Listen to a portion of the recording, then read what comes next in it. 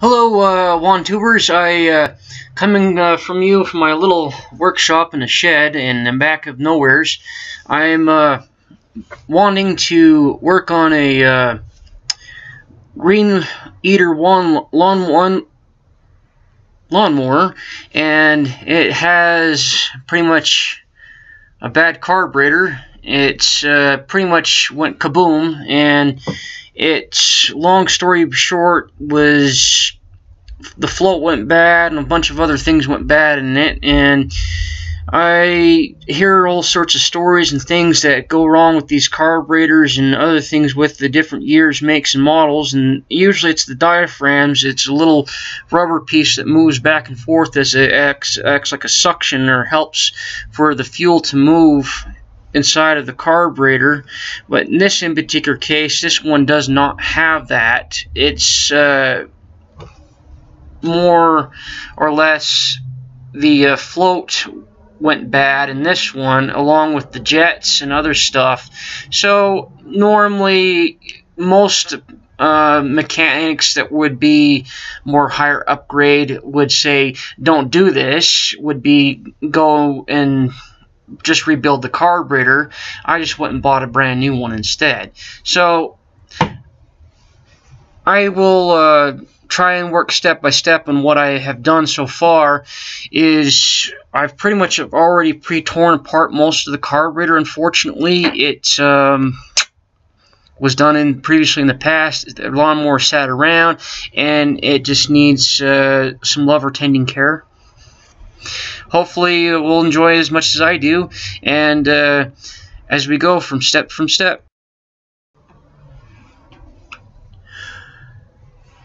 Hello, Lawn Tube again.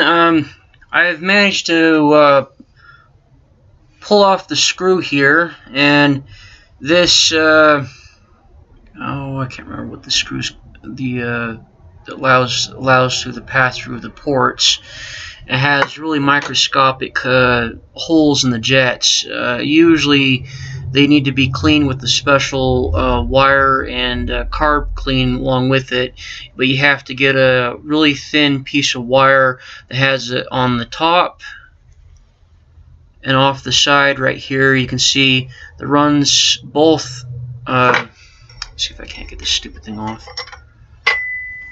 On both sides. Usually when you go to clean the carburetor, if you're going to do step by step of this, it'll have a hole on both opposite sides right here.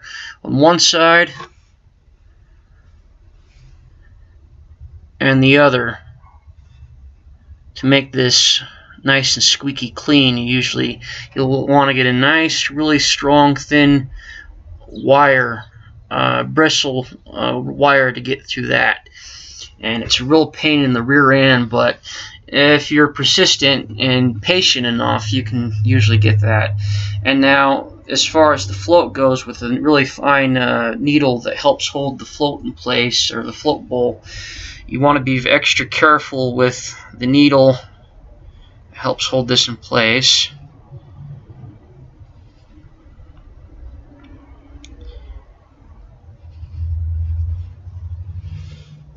Now, on most of these stupid newer model brands and the plastics, this one in particular, it's really fine and small. I can't really remember what it was at. It was sucking up gasoline in the float, and the thing just straight down on the gas was just pretty much doing this constantly, straight downwards, and it just was, and the bottom of the cap was constantly all the time just dumping gasoline, and it was leaking all over the place, pretty much inside of the bottom of the float of the bowl.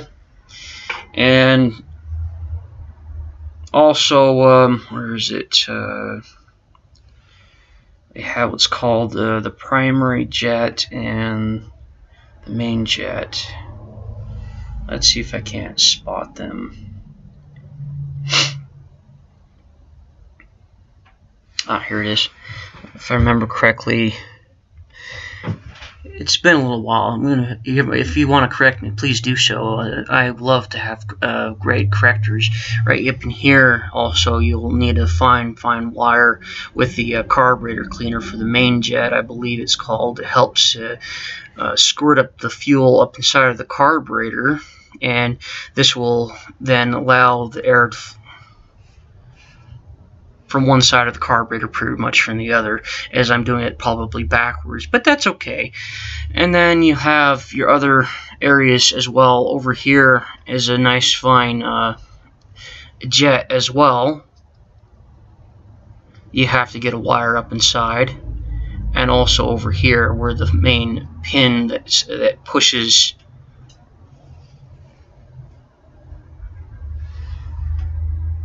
up in here, it sits to keep the gasoline from coming in, where the float pretty much helps press up against to keep the gasoline from coming out, which I described just barely a few seconds ago, as you can see.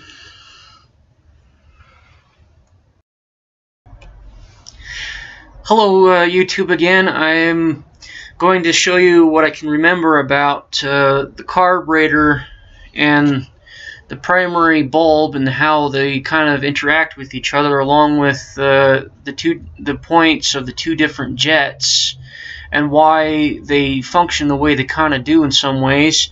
And for those that are more professional than me, if I make a boo-boo and mistake in describing, please do. I always like to have a more professional view, is because I don't claim to be a professional 100%, but I do my best to do what I can to help those that are a little bit less knowledgeable than me, because I enjoy mechanics and I enjoy alternative energies and everything thereof.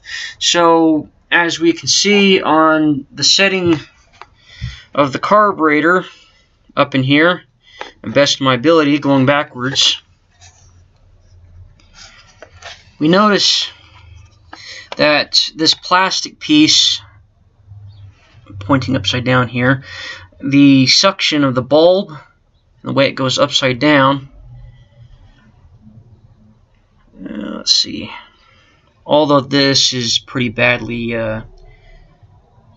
ethanolized because of the gasoline, we have this for our main suction, which helps prime the gasoline up, and it helps draw the gasoline through the air and helps give our flow through from a thin to a fat as far as airflow goes. And the other one helps with continuously, which I believe, we have the main jet, the primary jet, which helps spew out for cold dead starts. And like I said, I don't claim to be professional. Again, please correct me if I'm wrong, as I do the best I can. It's been a little while for a description of how some of these things do work. I do my best. The diaphragm, however, when the suction does not work completely and you're sitting there priming for all it's worth, because the float, or besides the float in this carburetor that went kaboom, was pretty much stiff, brittle, and old, could no longer hold its function, and it just pretty much became stiff. I guess I came corrected, correcting myself on the previous first part of the video. Pretty much could no longer be pinched right here,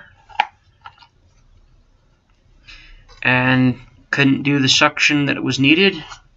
Along with, besides that, the jet being clogged on this side, could no longer pull up through the primary jets.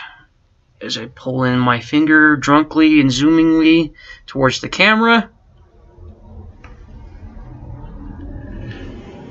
you have to also forgive me, I am standing up on my two legs, and it's hard to bend over on a camera. Yes. Hello, Lawn Tube.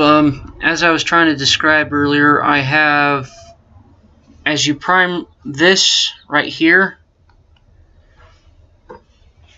you pretty much have two different jets on the carburetor. One, two.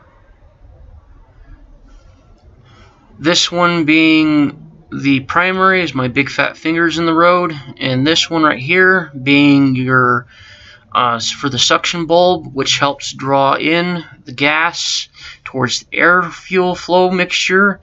This being, however, clogged, will allow the fuel to be on cold dead starts, and also for quick spurts when the lawnmower is needing to go much more so. This allowing the butterfly valve to move back and forth.